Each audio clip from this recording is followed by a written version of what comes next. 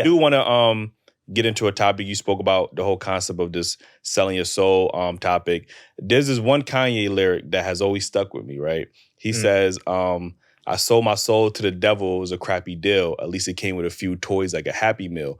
And when I heard that in high school, it was a bar. When I heard it in high school, I was just thinking like, damn, that's a bar right there. But then obviously we see everything that Kanye is going through, and then you hear this concept of, selling your soul. Like how much validity from your understanding is there to that concept of this whole Illuminati, you know what I mean? They about to flag us immediately. So in your expertise or opinion or knowledge or whatever, how much validity is that? It's very valid. There are people who have come out, multiple people from Wolvicki to, I think it was our brother Noriega, who talked about a door that you can go through. Right, yeah, Choose to go through this door, go through that door. But if you go through that door, you know what comes with that. There are a lot of people who have exposed Hollywood, and each one of them who did, you don't hear about them as much anymore unless they pivoted, and made some kind of move to remain relevant. But it's very, very valid. Hollywood used to be called Hollywood Land.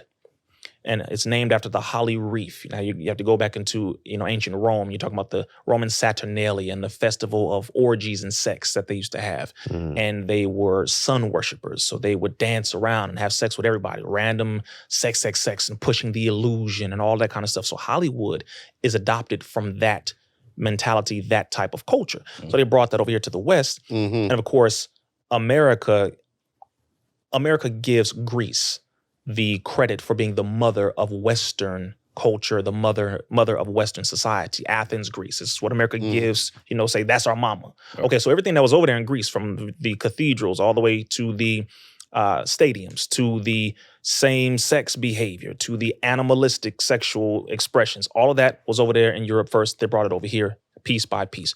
So to answer that question, yes, it's real. And every process to get involved in it is real. You have to compromise sexually. You have to compromise your integrity. You have to compromise your morals. You have to compromise your children, your money. You have to compromise everything. Depending on how high you want to go, you will have to give up more and more and more. It's very real. It does exist. Again, I'm from Compton. Right. So I'm right up the street from Hollywood. And I've seen some of these things. I've been invited to certain places as far as events and things like that. But when I get to these events, I see who is who. They don't come at me because, okay, you belong to God. They like, all right, don't blow us up. Because right? we see, we have always heard about this, secret society and just the selling your soul concept. And we just, in our heads, be like, nah, they just, that can't, there's no way that's real. Like, what I mean? And then try to, even the House Party movie, we was watching the House Party movie, and they sprinkle that in there to kind of make it seem like they making fun of it, or they just want to make light of the situation. But, these stuff, obviously, like you said, it's a real thing in society. Yeah, they have blood sacrifices. They have blood rituals. They have a number of these things, and more of it is coming out. So now you have to separate the theory from, the actual conspiracies, the real things that are going on. A lot of theories out there where people get real crazy and they start, because the number two, you turn it sideways. I'm like, okay, hold on, bro. Hold on now. Wait, now you're speculating. All right. I need the facts. We don't do speculation, all that, because then that's never ending. Right. But the actual facts are Hollywood sincerely makes its money through perversion, through destroying morals, through the abuse of men, women, and children. There's a lot of sex trafficking, organ trafficking, child trafficking, all up and through Hollywood. This is well known. Exploitation of men, exploitation of women. This is very, very, very well known, especially in the modeling industry, especially in fashion, especially all throughout film. The difference now is people are becoming famous independently. You don't need Hollywood no more. Right. That's the beauty now. We don't need it no more. To become famous, to get likes and views, to make all this money and be seen all over the world, Hollywood is no longer needed. We got cameras now. We have microphones now. We have the ability to stream and put out our own narrative and picture and image. But that's the hub of it, I would say. So you got to talk about Hollywood, but then you have to also go back to ancient Greco-Roman culture. So you need to know about ancient Greece and Rome. Once you learn about that, then you can just put it on top of Hollywood and realize, everything that was over there is eventually going to be over here, and not just in Hollywood, but all of America. So yeah, that stuff does exist. Last point I'll mention is a lot of these parties, like when you talk about Jeffrey Epstein, you talk about Ellen DeGeneres and all these different people. Yeah, Bohemian Road? Bohemian Grove. Grove, there we go, yeah, okay. I'll just let people know one thing to watch, for example, just so you can know how simple it is when they talk about it like it's like we talking right now. Like every day, everything's cool. There was an interview that Ellen DeGeneres did with Sandra Bullock. Sandra Bullock, who was a star of Miss Congeniality and Heat and all the movies, right? Yeah, definitely know. She interviewed her, right? And Ellen said, tell the people what kind of facial you get, you know, because they have different facials to make yourself look younger. She said, well, you know, it's a facial where, you know, they take the serum from, you know, she was trying to be soft with it. Ellen said it's from foreskin of Korean babies. I saw that. And she calls it the penis facial, where they have the foreskin that's chopped off of Korean babies' penises. I'm sorry, y'all, you got to hear the truth.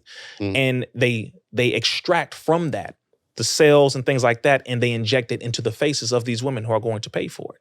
Now, if you can flagrantly say that, and they was laughing, talking about, ha, ha, ha, ha, ha, like, whoa, did you not just, hold on, hey, did y'all not hear what the hell this woman just said? Yeah. So you have, okay. So it's like, that's one piece. Then on the other side, you got to know the blood sacrifices, the blood rituals when it comes to children. The adrenochrome thing that people go into when it's a mixture of blood and adrenaline from scaring children and then siphoning their blood, that there is truth to that. There is truth to that. A lot of these secret societies. What was that called? It was like spirit cooking. It was like, spirit cooking. Yeah. I believe it's Brovovic or something like that is the white lady heavily in the film industry and fashion industry. This stuff is very real. Now, again, if you want to confront this evil, you know, this is when you start getting into real topics on these shows, right? Where you start talking about things really affecting the world. You can't run from it. If you want to get involved in it, you got to go all the way. But don't try to, you know, dip and dive into it.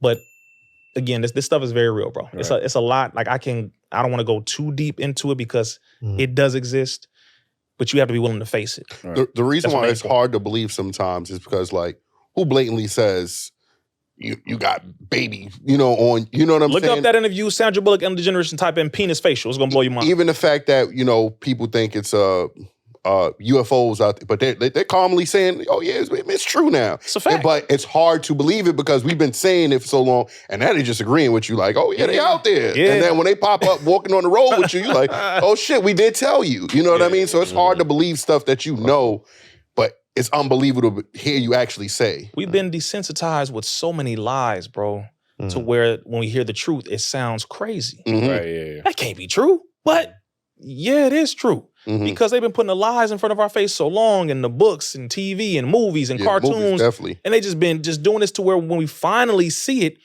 now it's like, okay, hold on. So you mean to tell me this whole time it's a form of conditioning that we have to unlearn and reverse now? And even if we record it, like right now, we can see a UFO. If I record it, people want to say, what the frick, that's fake. That can't be real. Come on, it's CGI. Come on, bro. I mean, because now we got so many ways to look at it different. Yeah, but, I mean, I've seen, well, we don't even call them UFOs. We call them wheels, how we're taught in the Nation of Islam. We know about this. Brother, you're talking about over 100 countries have already declassified the documentation, the evidence, videos, and photographs of quote-unquote UFOs long before the United States did. Now the United States last year started coming out heavily saying, yes, they do exist. Yeah, we had evidence for over 30, 40 years. Yeah, well, yeah, it's true, right? So, but the reason why America doesn't want to reveal that is because they don't want to give people any type of inkling or idea that there's a power that they can't control. They do not want you to have no thought in your head that anybody can overcome this government. And the reality is a power like that does exist. Even I was watching Secret Invasion, is Disney Marvel show, and they have these aliens called the Creed or the Skrulls, and what they do is they're reptilian-like creatures who transform into looking like humans. You know what I mean? And I've heard plenty of stories about reptilians, these people that can transform, the aliens that can transform, that's taking the role of the higher powers in our society and controlling whether we want to. Like I said, that's a whole other we about to turn this into the Joe Rogan experience. I'll just say I've never seen that before, the reptilian thing. Is it possible? Sure. Is it possible? Sure. But then again, hell, you have people with about 10 different personalities and they switch up and do things depending on who's in the room. Right. All right. So you can say that's a metaphorical version of it. But as far as the physical reptilian-like human beings, I don't know. I wouldn't doubt it. I've never experienced it. I don't go too far into the stuff that I don't know at all. Nah, I mean, the person who I believe pushed that thought or that idea long before the Bible, because if you're going biblically, then you look at the snake who whispered to Eve in the garden. Well, snakes don't talk. Right. All right. You know what I mean? So, so because now it's like, well, damn, snakes talk back then, but they don't talk now. Right. Isn't evolution supposed to take place, not de-evolution? Right. Whatever. So that's a whole nother conversation. But we are taught that, that was a person. And that's metaphorically dealing with people who we have in our lives that whisper things to us that are not right, not good, that are lies that will cause damage in our life. That's why we call them snakes. Okay, so that's another way of looking at it. But again, the reptilian stuff that David Icke, for the most part, is well known for pushing that most of Europe just couldn't stand him for pushing. Caucasian white dude has been pushing this information long before Joe Rogan was born, before Alex Jones, even. And I've been on Alex Jones' show InfoWars. Right. So you take the truth, and whatever else is too far, you're like, I can't touch that yet. Right. I need more evidence. Definitely. Definitely. So you said in this day and age, we don't need Hollywood anymore because we got cameras and microphones. So would you say that the people who were famous before we got to this point, they definitely a part of the Illuminati? I'd definitely say a good percentage. I wouldn't doubt that a good percentage of them are. And then you have some who you have to look at exactly what they are pushing and what they're endorsing. Look at what people are supporting. Look at what they're endorsing. Look at what they're pushing. Look at it thoroughly. Okay. For example, you're pushing that it's okay for grown men wearing dresses to dance in front of children, half naked. All right. Which celebrities are supporting that?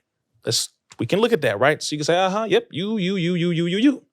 Then a small percentage of them may just be ignorant, right? Some of you are ignorant for sure. We can't get rid of that. That's a fact. Some are genuinely ignorant. Okay, cool. But then a good percentage of them are helping to push the machine that benefits and that talks about that situation, or the ones who are talking about putting men in dresses. And I mean, like, really putting us in dresses and always attacking family and always promoting anything that goes toward destroying children or removing morals piece by piece. You got to look at who these people are and then ask them, who the hell do you work for? See, again, ignorance goes to a certain point. You know damn well what's going on now in 2023 when it comes to certain things we've been dealing with as people. You know what the hell's going on. So what's your excuse? Who do you work for? That's when you have to start asking that question. So yes, a good percentage of them for sure are a part of, you could say the Illuminati, you can say a part of different secret societies. A few of them are a part of it without even knowing.